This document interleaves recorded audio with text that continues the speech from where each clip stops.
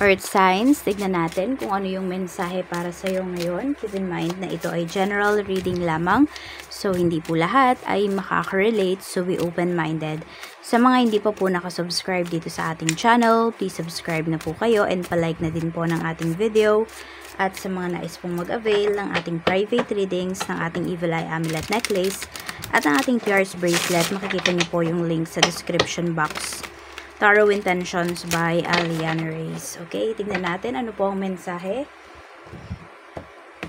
Earth signs, Taurus, Virgo, and Capricorn. We have King of Pentacles, Justice. We have Page of Pentacles. So, parang alam mo yung may peace of mind kayo, Earth signs. Hindi ko alam kung may nambubuli ba sa inyo dito. Or, basta parang may tao dito kasi na na parang, kunwari sabihin na lang natin, chinichismis kayo. Ayun, parang bumalik sa kanya yung karma. Na-karma agad yung taong to. So, parang ayun, meron kayong peace of mind. Dahil sa nangyari. So, ayun, siguro ngayon, no, nararamdaman ninyo every time na may kumukontra sa inyo, may mga taong may hindi magandang hangarin, nafe-feel mo na parang ang bilis ng karma. Nakikita mo, more on, nakikita mo na ang bilis ng karma sa kanila. So, marami dito na earth signs. Pag yun nga, pag may mga nang walang hiya sa inyo, nakikita nyo, ayun, parang isa yun sa blessing sa life mo kasi nakikita mo kung paano magdusa yung mga tao na na nang aapi, or nang api sa'yo, or sa family mo, ganun. Kasi 'di ba yung iba hindi naman nawi-witness 'yan. Kahit sabihin natin na grabe yung pinagdaanan nila doon sa taong 'yon, nakikita pa nila mas sineswerte yung tao, pero ikaw earth signs hindi. Nakikita mo kung paano magdusa yung mga taong nanakit sa iyo. Tingnan natin, clarify natin 'yan. Earth signs. Ano po ang mensahe natin, spirit guide for earth signs?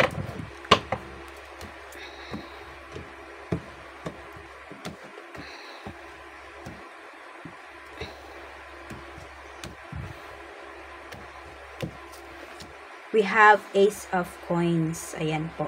So, yung iba sa inyo, kahit sabihin natin, hindi naman sobrang ganda ng kaperahan ninyo, ha.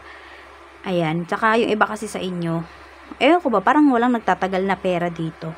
Hindi ko alam kung maliit ba yung kinikita ninyo. Or, galante ba kayo? So, yan. May pagkagalante nga yung iba sa inyo. Kaya din, alam mo, yung ibang tao, pwedeng sabihin natin, tumutulong ka lang naman, earth signs, pero ang nakikita nila, nagyayabang ka. Ganon. We have the High Priestess. You know, kahit wala ka talagang gawin, you will achieve justice this lifetime. Kahit nga hindi mo i-manifest Basta, hindi ko alam kung anong nasa nasa natal chart mo. Pero malakas yung natal chart mo dito about sa Siguro more on sa Saturn yan. Nasa Saturn mo yan. We have the Lovers naman with this Page of Pentacles. So, yung iba po sa inyo, maaaring meron kayong taong kinikilala dito. Ay, sinasabi sa inyo ni Universe, kilalanin nyo muna. Tsaka huwag kayo agad na, kunwari may nakilala kayo, iniisip nyo kagad, ay, twin flame ko siya, soulmate ko siya. Huwag daw ganun. Kasi minsan, yung mga nakikilala natin, ay, karmic lang po natin yan. May mga lesson lang yan na kailangang ituro sa life natin. Huwag nyo masyadong bigyan ng meaning. Parang ganun. Kasi yung iba, pag binibigyan nyo ng meaning na ganyan, soulmate nyo siya, twin flame nyo siya, nahihirapan kayo mag-move forward.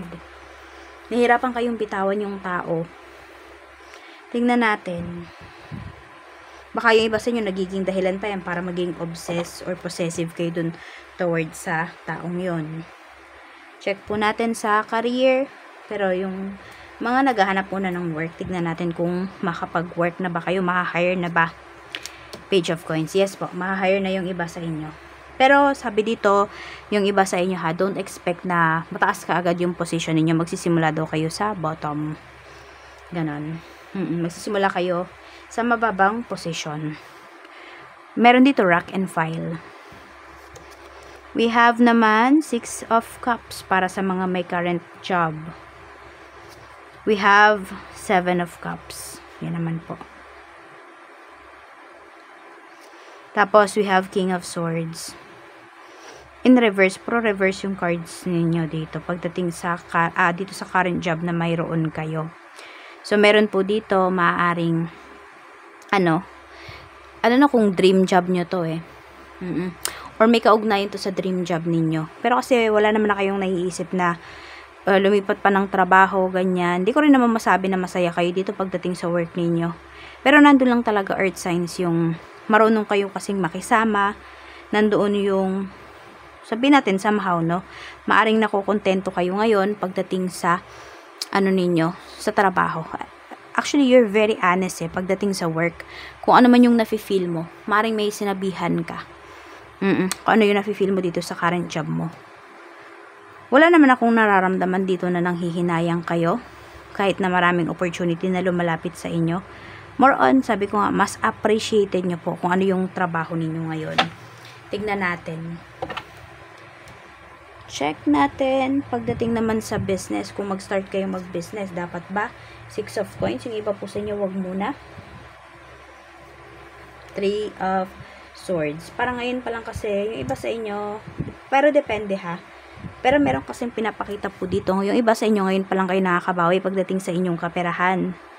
So, tignan nyo po, baka meron pa nga kayong kailangan dito mga matutunan pa pagdating dito sa inyong business. Or dun sa uumpisahan yung business. Kaya huwag kayo magmadali. Ang ano kasi dito, baka mamaya ilahat mo yung pera mo. Masyado ka bang ma-overwhelmed pagdating sa work na ito. So, wag naman, no? Hinay-hinay lang muna. Siguro, start small. Ayan na lang. Start small pagdating dito sa business na gusto nyong umpisahan. Check natin. Pagdating sa mga may current business, kamusta ang sales ngayon? We have Knight of Swords. Medyo mabagal, no? Parang sabihin natin tanghali na yung iba sa inyo. Konti pa lang yung benta ninyo. We have 10 of Cups. Pero huwag kang mag-alala. Makakahabol din naman talaga. Makakakota ka pa rin naman this day. Makakakota ka pa rin today. Ayun, sinasabi dito. Tapos, tignan natin pagdating naman po sa kaperahan. Okay. Sa kaperahan mo naman, we have Justice pala to. In reverse, we have Knight of Coins. Parang mas malaki yung perang lumabas sa inyo The Devil. May mga mahilig bang magpalibre sa'yo dito? Meron kasing may pinapakita dito na pera na ginastos mo. Parang hindi siya nabigyan ng justice. Sabihin natin, parang hindi siya bumalik. Ganun. May mga nang abuso rin sa'yo dito. May mga nag-take advantage sa'yo. Kaya huwag kayo masyadong magdadala ng maraming pera pag kayo ay lumalabas. Kasi, ayun nga, mapapagastos po talaga kayo. Tignan natin sa love life mo naman, kamusta? Okay, tignan naman natin ang love life ni Earth signs, Taurus, Virgo, and Capricorn. Gamble. Taking a risk. Tingnan natin.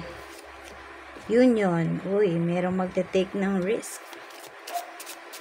Makikipagbalikan. Ayan Naku, parang lagi kang naaalala ng taong to pag may naririnig siyang music. Specific music naman, Ikaw yung lagi niyang naaalala. Mukhang, na to, parang yun yung sign na hinihingi niya, kaya ito, ipoperso ka na nito, aamin na to ng feeling sa'yo, or babalik na to sa'yo. Kasi may reconciliation tayong pinapakita dito, 4 of Swords. Judgment, ayan, makapag-decide na yung taong to, na iperso ka talaga. Ipaglalaban ka na po niya. Ipaglalaban ka na nung taong ito, Earth signs. So, 2 weeks from now, yung iba po sa inyo, magpaparamdam na tong taong to. Ayan we have the Chariot. Siguro nilalabanan niya yung feelings niya, pero yun nga, lagi kasing may nagpapaalala sa'yo sa kanya. Kaya, yun, hindi na siya makapagpigil pa. I-message ka na niyan. Magpaparamdam na po yan sa'yo. So, yan lamang po. Maraming salamat and more blessings to come.